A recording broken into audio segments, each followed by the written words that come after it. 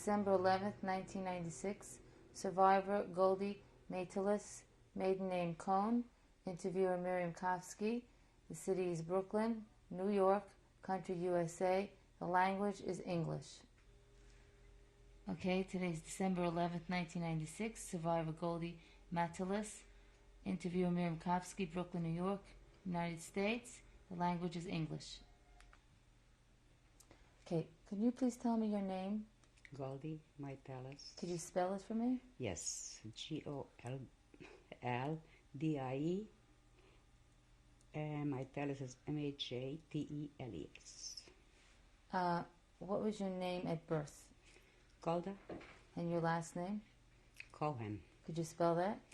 Cohen. When were you born? July 27, 1930. How old are you? Now? Yes. 66. Where were you born? In Marmaris. Could you spell that? Yes.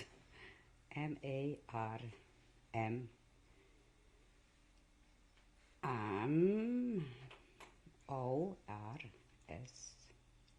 what country was that? It was Romania, and then it was Hungary. Okay. Can you tell me about this town, Marmaris? Could you describe it for me? Well, it was like a shtetl. And the people were mostly, from people had made a living of all kinds of, one was a tailor, one was a shoemaker, one was a merchant.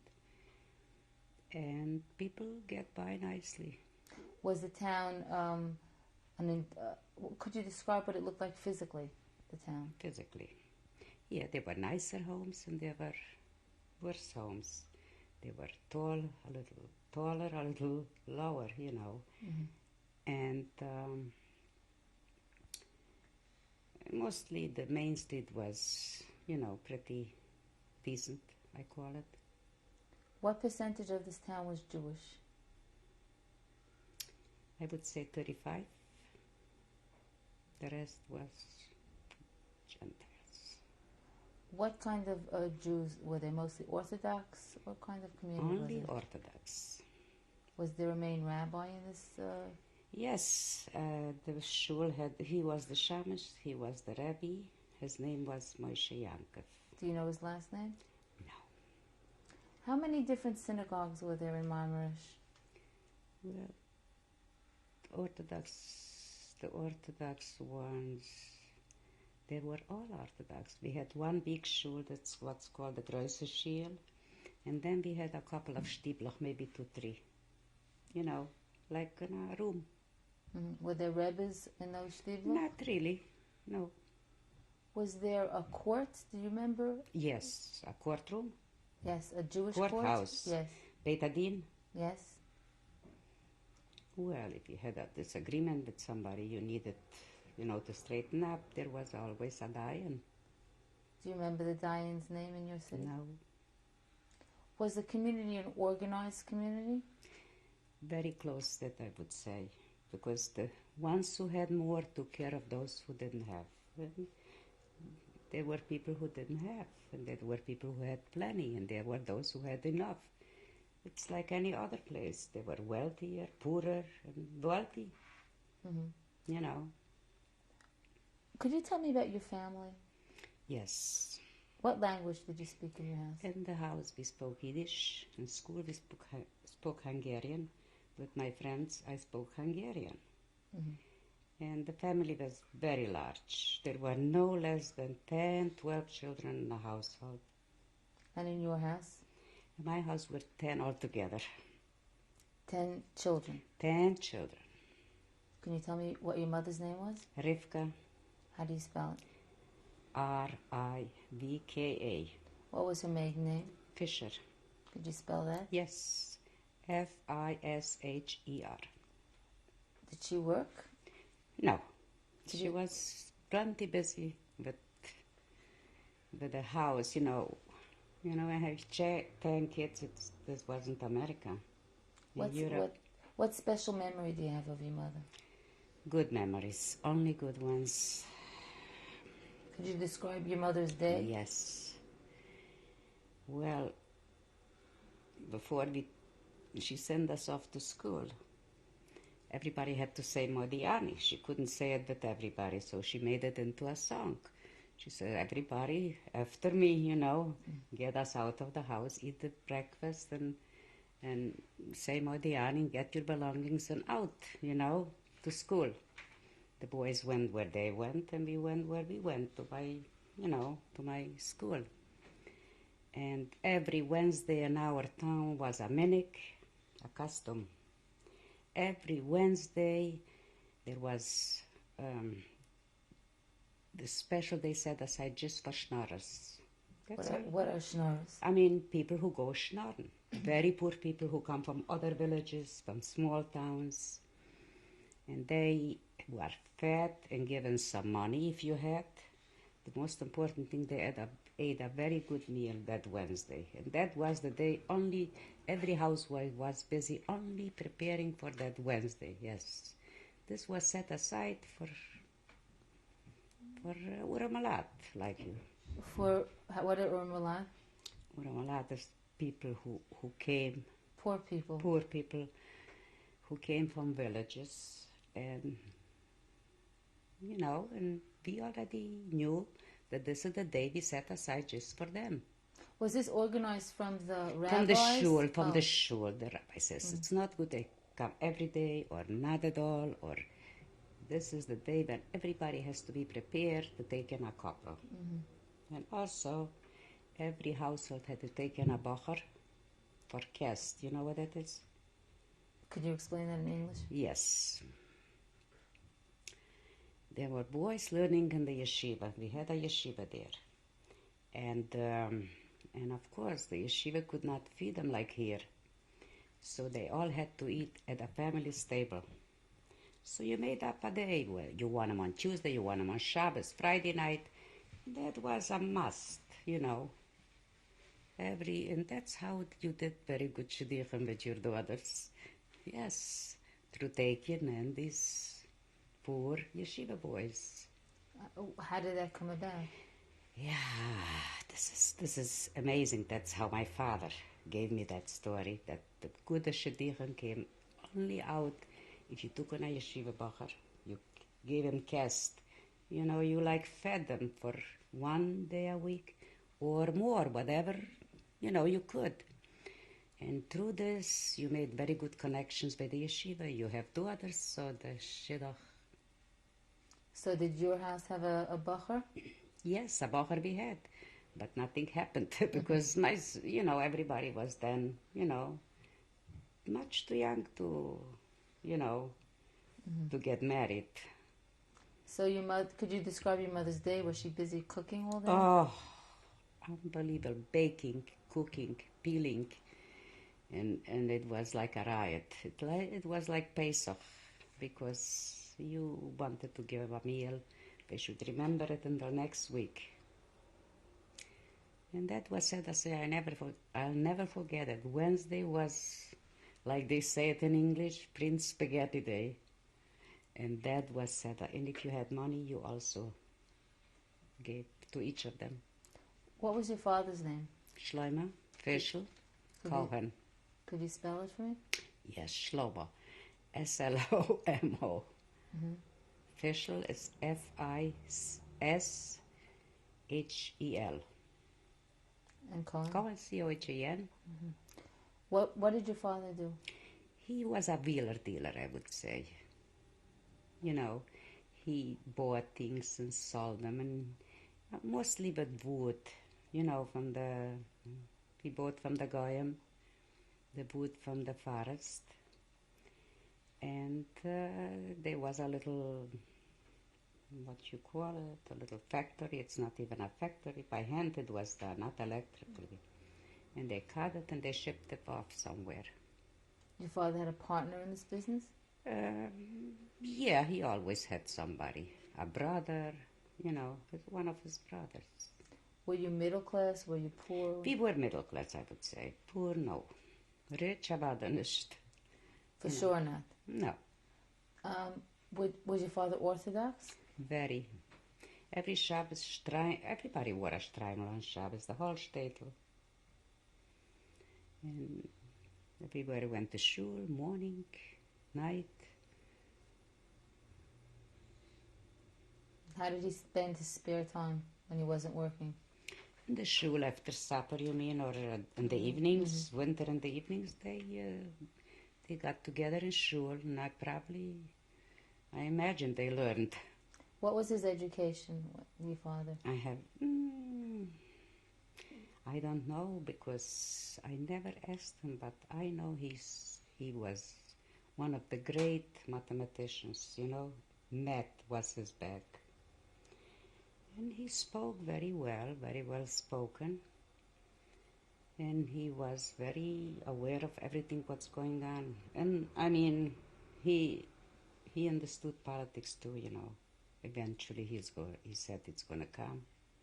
You know, when he heard what happened in other places, he used to say, eventually it's going to come here. And, you know, he understood. He had a vision. Did he ever go to Rebbe's? Was he? Oh, yes. Which Yom Rebbe? Tovim. Only on the Yom Tovim. Rosh Hashanah, Yom Kippur, once to the Segeter, once to the Satmar. There was no, you know, you went and you left your entire family behind and you went to the Rebbe. That was the thing to do. Did you have grandparents that were? Yes. I remember I was about 9 when 8 years, when my grandfather died. Were your grandfather on your father's side or on My father's side. And what was his name? Herschel Cohen. My grandmother, she lived to go to the ghetto. She lived to go to Auschwitz, and she refused, but she went. She was What was her name? Fremet Laya. Can you tell me some special memory you have of them? Yes, she was immaculate, she was strict, she was demanding. She sat on the stoop and said Tehillim from morning till night. Did they live near you? Not too far. In the same town? Yes. How often did you see them? Very often. Very often. You go to the grocery, you see her. And she never visited us because she expected us. This was in Europe, the COVID, you know. And you had to give her great respect. You didn't call her D. You gave her, you know, Guf Shlishi. You know what I mean? I do, but You had to. You cannot call a grandmother you. like you had to call her in third person. Right. And that was the thing to do in Europe. And I remember her very well because she lived until the war. She lived by herself too? By herself. She was very independent, never accepted anything, you know, from the sons who really my father was willing to give. She says, I don't need, you have 10 kids, so you have it. You know, she was the type of woman, very, very independent, very clean. And a whole day she sat and said to him. What about your grandfather? You remember him? I was too young, but I remember him. We used to once have a Seder, you know, in his house. We went, every year he took another son to the Seder because they wouldn't fit in the house. Everybody had a lot of kids.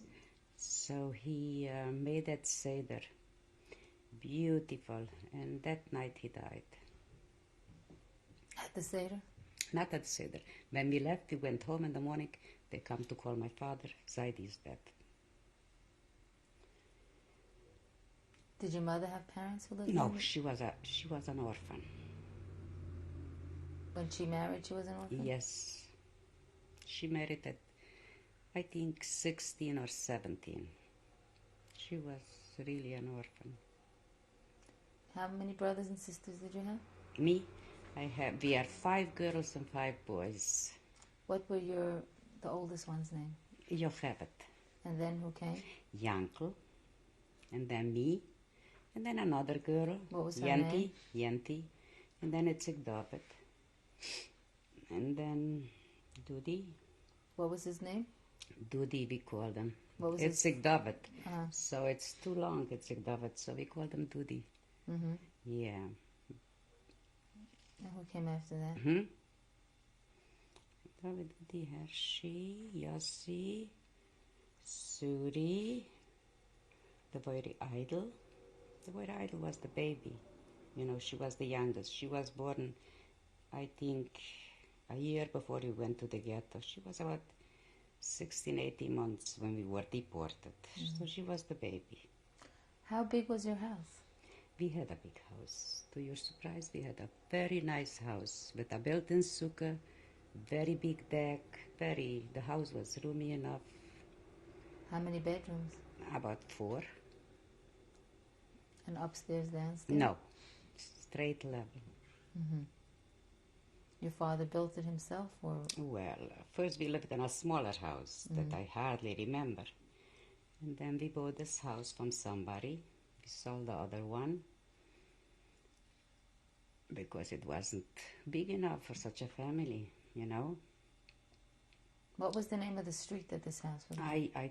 The name of the street, I already called last night just for that, and I could not get it. And he says, if I remember, I'll call you back. It was 11 o'clock. He never called.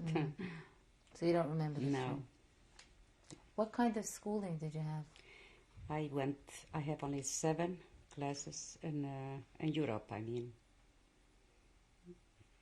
But in Israel, No, I'm talking about in Sigurd. Yeah, just 7. Was it public school? Or Public school. Did you go to Jewish school at all? Yes, after school, 3 o'clock. After we finished 3 o'clock public school, we came home 8. And then around 4:30, we had to go to it's in a house. It was a woman.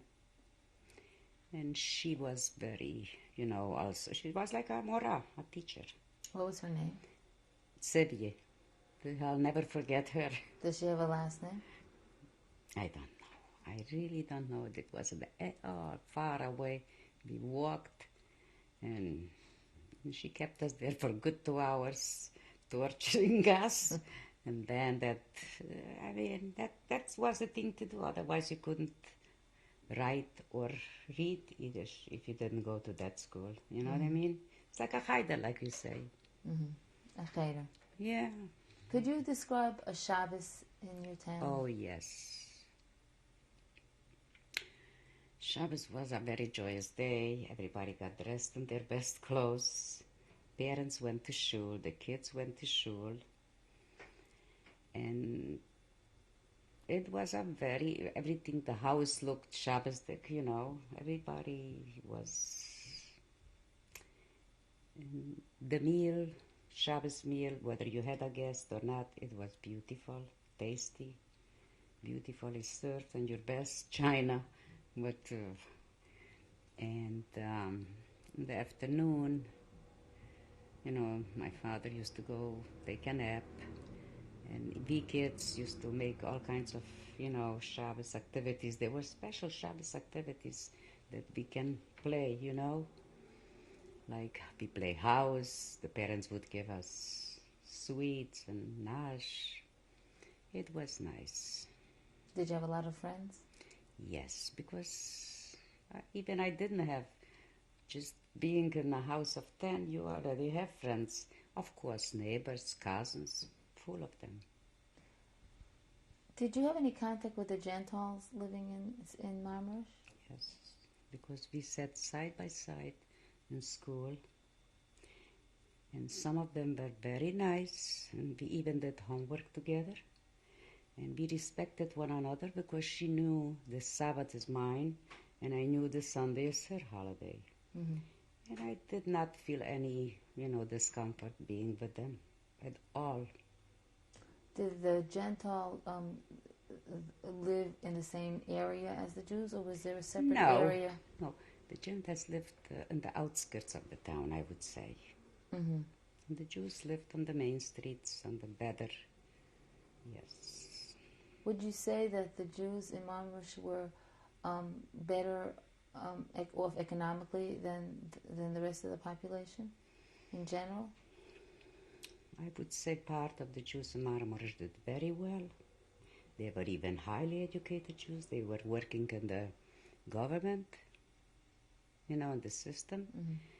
And like any other place, they were better educated, less educated. And we had poor people, I say.